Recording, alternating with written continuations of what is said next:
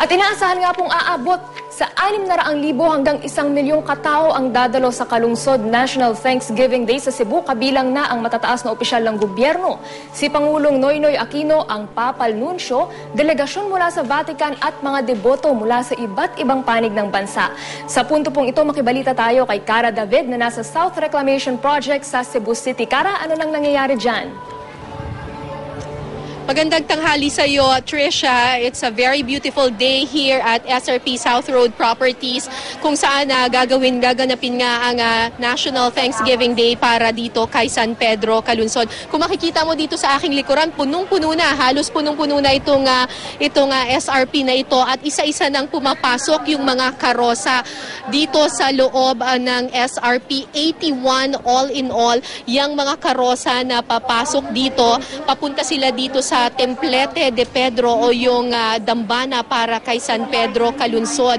Magkakaroon din muna ng mga performance bago pumasok yung imahe. Ito yung highlight ng araw na ito, yung pagpasok ng imahe ni San Pedro, Calunsod. Sakay ng isang ferry boat mula sa Uwano Wharf sa Mandaue. Magkakaroon kasi maya-maya lamang ng fluvial procession doon mismo sa karagatan at sasalubungin ito ng mga tao. Kaya ginawa itong fluvial procession na ito.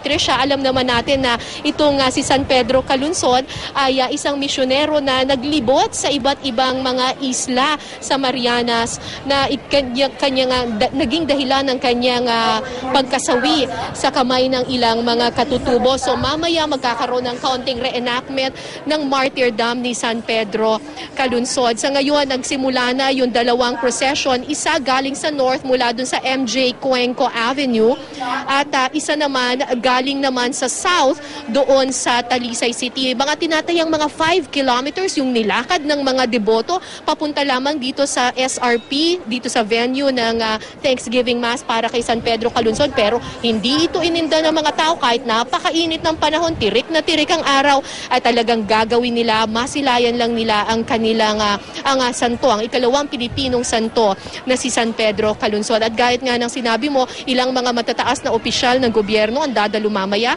Kumpirmado na dadalo si Pangulong Noynoy Aquino, ganun din si Vice President Jejo Marbinay. Siyempre, darating din dito ang ilang mga matataas na opisyal ng simbahang Katoliko. Inaasahang darating dito yung prefect ng Congregation for the Causes of Saints, itong si Angelo Cardinal Amato, at ang Papal Nuncio si Giuseppe Pinto.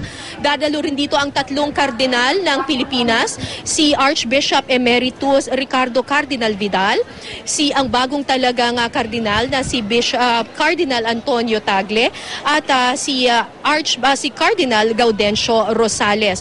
May ilang mga arsobispo rin na darating mula sa iba't ibang mga bansa. Pero Trisha, sabi nga nila, ang pinakabida talaga dito sa selebrasyong ito, bukod kay San Pedro, Calunsod, ay ang mga tunay na deboto talaga nitong ikalawang Pilipinong santo. Samantala, pakinggan muna natin ang pahayag ni Father Ruel Gallego, isa sa yung chairman ng organizing committee, kung bakit importante, lalo na para sa mga Cebuano, ang araw na ito. It took us more than many centuries before somebody from our place became a saint. So this is a very special moment of grace for the people of Cebu, Visayas, and the Philippines.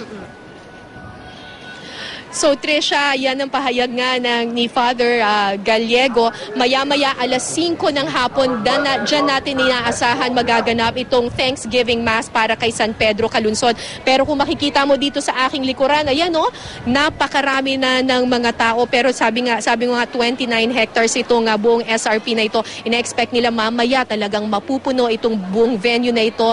Dadagsa ang mga taong pakiusap lang ng organizing committee sa lahat ng mga dadalo dito sa Thanksgiving Mass para kay San Pedro, Calunsod. Gusto sana nila na mapanatili yung pagkataimtim, pagkasolem ng buong pagdiriwang na ito. Yes, it's a very festive and beautiful day, pero ito ay day of prayer and day of thanksgiving. So sana galangin natin ang pagkataimtim at solemn nitong pagdiriwang na ito. Yan muna ang latest mula dito sa Cebu. Balik sa iyo, Trisha. Maraming salamat, Cara David.